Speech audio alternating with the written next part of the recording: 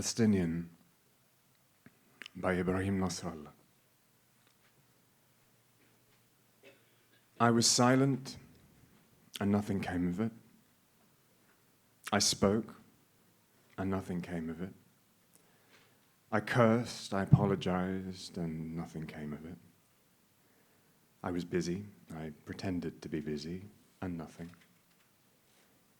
I sat, I walked, I ran, I shivered, and I warmed up. Nothing. I was parched until I cracked, I drank until I drowned, and nothing came of it. I crumbled like a fetus, like the father, the siblings, and the mother. I was then gathered in a shroud made of old curtains, and nothing came of it. I stumbled more than I could stand, but then I stood up, and nothing came of it. I prayed until, like a prophet, I became a verse in a holy book, and nothing came of it. I rode until I reached hell. I beseeched and begged, I raged and I calmed. I remembered what was once distant. I forgot what was always close, and nothing came of it. I befriended a monster and fought a monster. I died young and sometimes survived. In both times I grew old from all that I had seen, but nothing came of it. I charged, I withdrew, and nothing came of it. I fought the wind when it blew. I reconciled with the waves when I rose and raged among the horses. My heart was a horse. In the night, my heart was a knight, and nothing came of it. I ate, I hungered, I vomited, and nothing came of it. I embraced my shadow, and I chastised it, and then I chastised myself, and nothing came of it. I greeted a woman lost in the streets. I fought with a man and his smile nearby, and with a bird that sang briefly in the garden, and nothing came of it. I closed all the windows in my house and opened them. I wrote words on death when it is merciful, death when it is futile, death when it is hell, death when it is the only way, at last death when it is gentle and light, death when it is heavy and dark, and nothing came of it. I wrote about the river and the sea, about tomorrow and the sun, and nothing came of it. I wrote about oppression and depravity, purity too, and nothing came of it. I slept without a bite of bread. I dreamt without dreams. I woke up not missing my hands or feet or reflection in the mirror or the thing I call my soul. I died and lived. I lit myself of fire. I put myself out with my own ashes, and nothing came of it. I am all these elements, O God: fire, earth, wind, and water. Their fifth is a pain that blind songs can't see. Their sixth is this immense loneliness. And their seventh, since my slaughter, is blood. When I burned, I inhabited the letters of my free name like a butterfly. Palestine.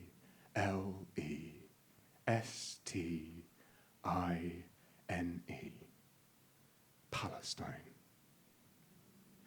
When my roof was suddenly blown off into the sky, and withered a wall, a window, and the youngest of my children, I gathered myself in the G and the A and the Z and the A.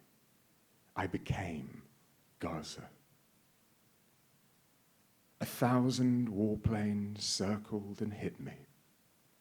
I collapsed and collapsed again, and then it rose in a scream. I called out, but nothing came of it.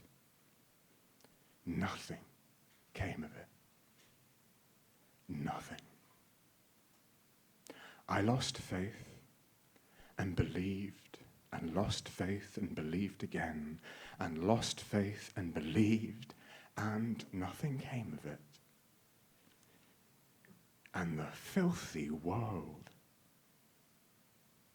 asks me to take all this?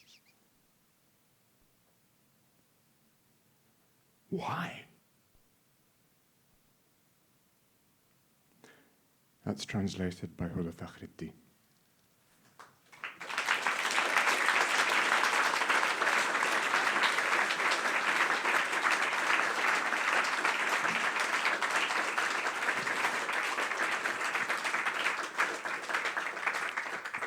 I'm now going to read this declaration published in Haaretz on the 22nd of September, 1967. It was written by 12 Jewish visionaries in whose tradition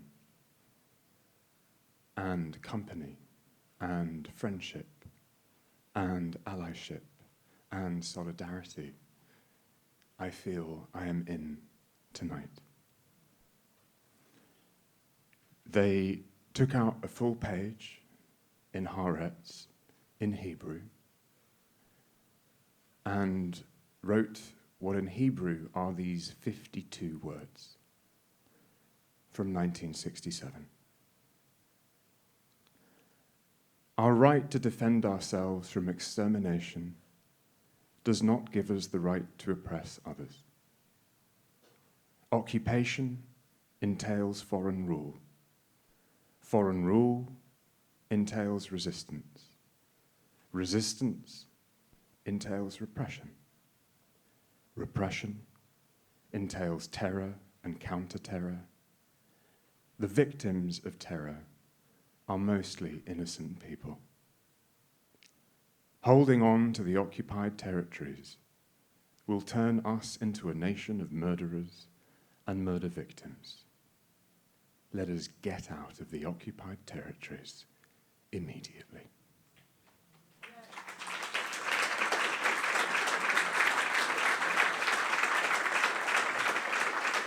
And because I think it's essential to read the names of those 12 visionaries, it's signed Shimon Sabar, David Ehrenfeld, Dan Omer, Raif Ilyes, Chaim Hanegbi, Uri Lipschitz, Dr. Moshe Makova, Eli Amanov, Rafi Zikroni, Ari Bober, Schnur Sherman, and Yehuza Rosenstrauch.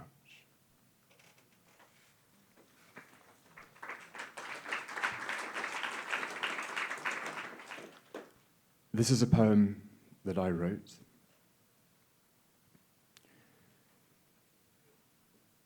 Last night, I had a dream. I saw the children of this genocide. They appeared not to me, but to everyone. They were neither above us nor below us, and all they wanted was to hold our hand.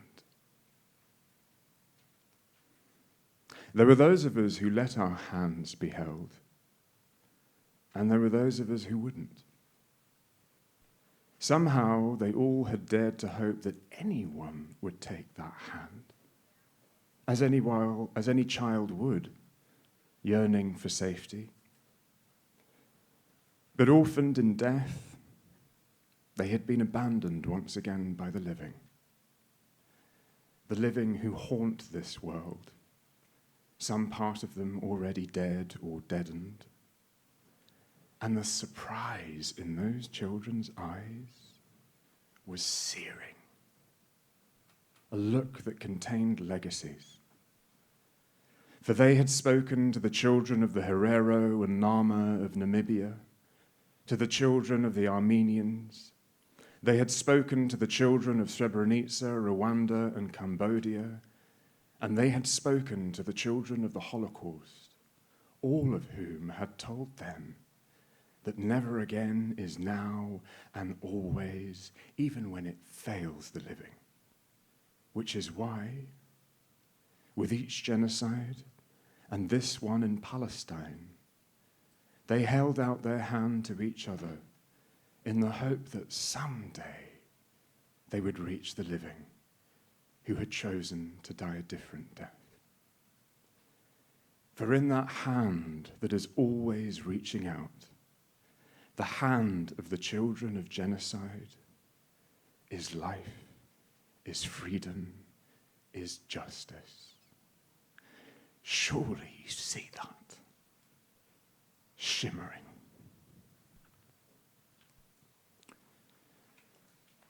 And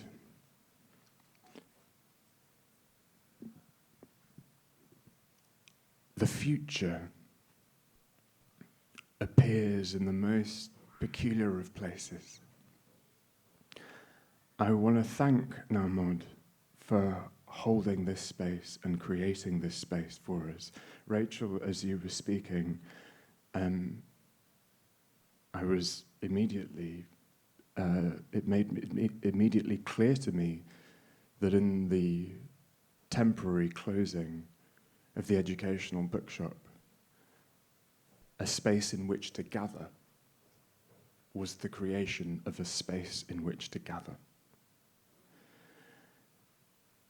I don't know how it is that over this last 16 months, this is the first, please someone correct me if I'm wrong, but the first Jewish-held space in which we Arabs come in solidarity rather than what's so often the case the other way around. In this space, I feel the future that they were talking about, the tradition that was there in 1967 and I've known throughout my entire life. And we need each other profoundly. So I please, let us do this again and again and more. Let this be the future that we know was in the past. Let us make it beautiful and irresistible. Because in all the beautiful soulfulness that I have witnessed in this room tonight, I know is that burning bright future that we will walk towards. Thank you.